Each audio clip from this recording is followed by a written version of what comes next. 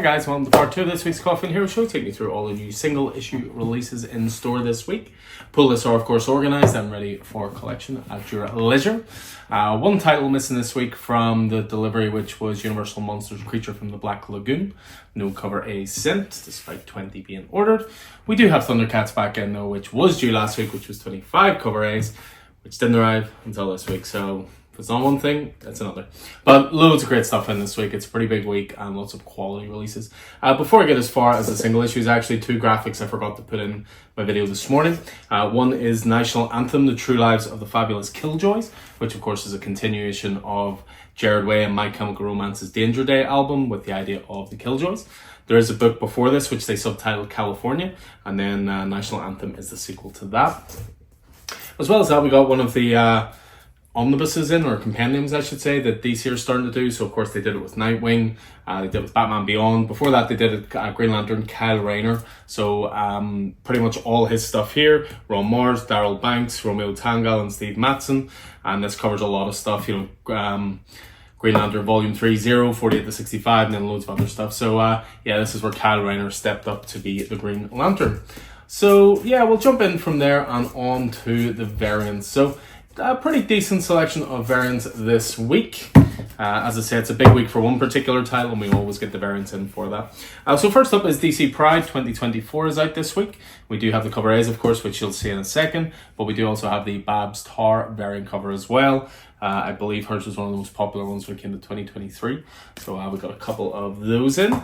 Next up is a title called Helverine, which is basically Ghost Rider mixed with Wolverine. It was something that came out during the Weapons of Vengeance storyline crossover between Ghost Rider and Wolverine, and this is the Scotty Young Baby Marvel cover for that. Ultimate Spider-Man #1, we got the 5th printings back in stock. So again, if you're only wanting to give Ultimate Spider-Man a chance, see what you think. Obviously the first prints become more and more expensive, etc, etc. Well, the 5th printing is available from this week. Next up, for Star Wars Darth Maul Black, White and Red #2, we have Gabriel Dell'Otto on variant covers duty. A beautiful Virgin variant cover there as well. Next up is a facsimile this week, which is King Size Annual Avengers #10. We have the traditional facsimiles, which you'll see in a second, but of course Marvel and DC are loving pumping these foil variant covers out for these facsimile editions.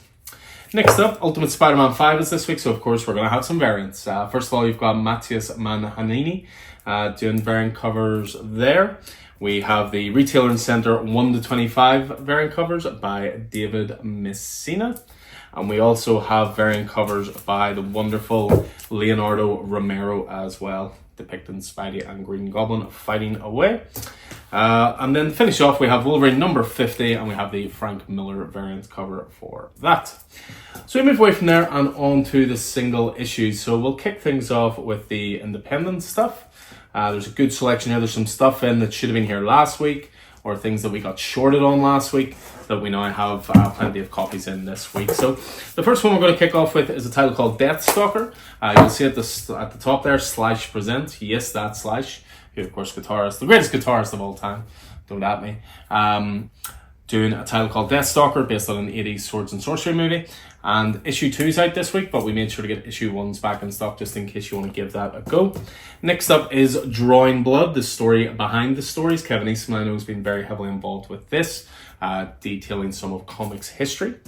Next up is Godzilla, Mechagodzilla, the 50th anniversary special. They're very fond, IDW, of doing these Godzilla books as one-shots, which is great. Sometimes focusing on different kaiju, different titans. But yeah, in this case, Mechagodzilla. And because they're one-shots, you can pick it up and never pick up another Godzilla comic if you want.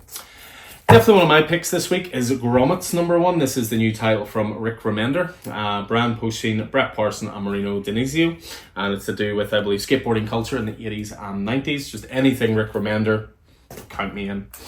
Next up is King Spawn. We're as far as issue 34 already for the spin-off Spawn series. We've been getting into Valiant stuff lately. You know, we've had X-O Man of War, the Valiant, stuff like that. So this week sees the release of Rai, the Book of the Dark.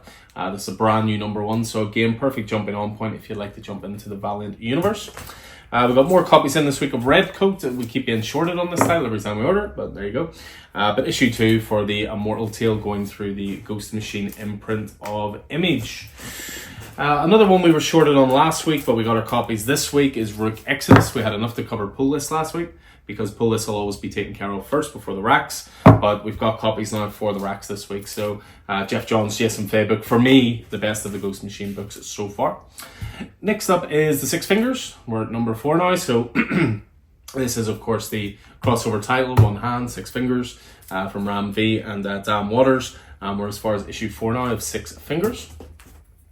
Keeping up the Pride celebrations, we also have a Star Trek one-shot out this week, which is the Star Trek Celebrations, so anthology book dealing with some of the LGBTQ characters. And this is a one-shot in celebration there. We have Thundercats, cover A's, arrived this week. Hallelujah. Declan Shelby, Drew Moss continuing on with Thundercats. 1 to finish off, I beg your pardon, which is a title called William of Newbury. This is done by Michael Avon Oeming. He was one of the co-creators of Powers with Brian Michael Bendis, well known for tons of stuff. He's the artist on Blue Book at the moment, did United States of Murder Inc., stuff like that. And this is a creator-owned title. He's both writing and drawing, called William of Newbury. We move away from there and on to DC. So DC this week, as ever, it's more quality over quantity. DC have definitely scaled back their single issues, and I personally think they're stronger for it. So first up is Batman Dark Age. So we're at issue 3 now for the Mark Russell, Michael Allred title.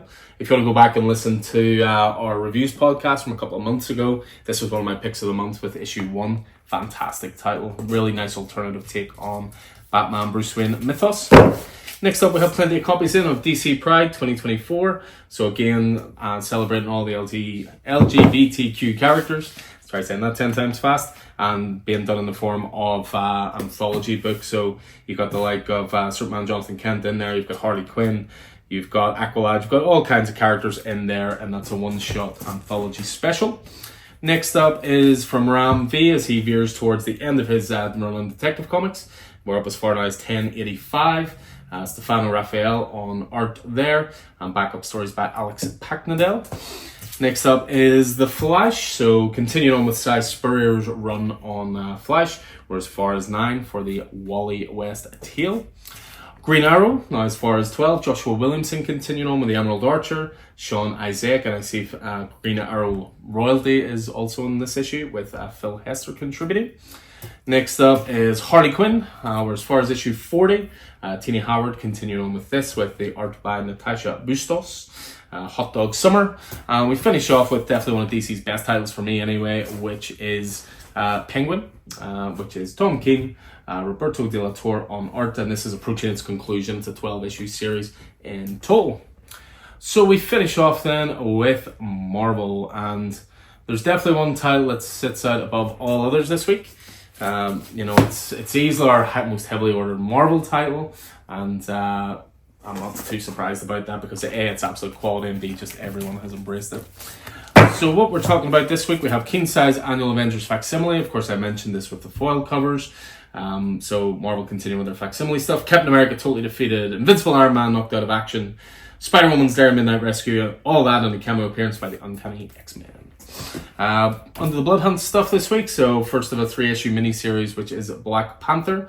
Scott Eaton on writing duties for this one.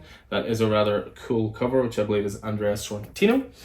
Next up is Edge of Spider-Verse, Spider-Woman. This is issue 4 of the current Edge of Spider-Verse run, which I believe is the last issue of that run. Fully expect a new number 1 of Edge of Spider-Verse before too long. Usually the case. Next up, Helverine, number 1. I've mentioned it, of course, with the Scotty Young variant cover. It's a new mini-series, I believe. Rand Stegman on art duties for the cover A's. Benjamin Percy writing that. We have Jackpot and Black Cat continuing this mini-series, featuring Black Cat and Mary Jane's character Jackpot, as far as issue 3.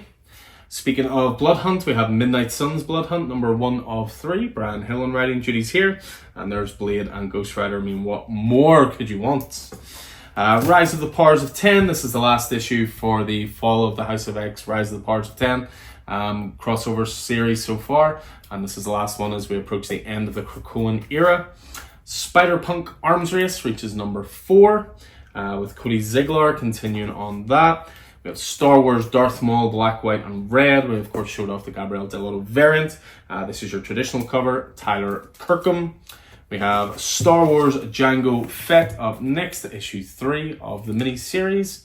The big title, of course, I'm talking about is Ultimate Spider-Man, issue 5. Just been an absolute blast so far. And again, if it's something you want to get into, Marvel are doing really, really well with their new printings and variant covers and so forth, so you can always catch up, although trade is due out, I believe, in September.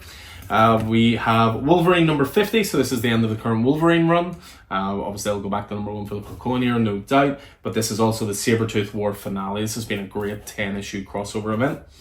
We finish off with X-Men The Wedding Special, Mystique and Destiny's never-before-told wedding revealed at last. Massively oversized one-shot. Tons of great talent involved with this. Kieran Gillen, Rachel Stott, Tini Howard, Tate Bromble, Stephen Byrne, tons of talent involved in that. And again, that is an oversized one-shot. So that is going to do it for us this week. That is all the single issues in and going on to the racks. As I say, pull lists are done and organized. So anytime it suits, call in to collect those. And one other thing is I also ordered in tons of Star Wars stuff this week. So the Star Wars section in Marvel's going to be getting a bit of a pimping out this week, shall we say. But anyway, hope you enjoyed this, guys. Hope it's kept you informed and up to date with what's new out this week. As ever, hope you enjoyed it. Hope you pass it on to other people who will enjoy it. Subscribe, all the YouTube nonsense. But until then, we'll see you in store soon. Take it easy.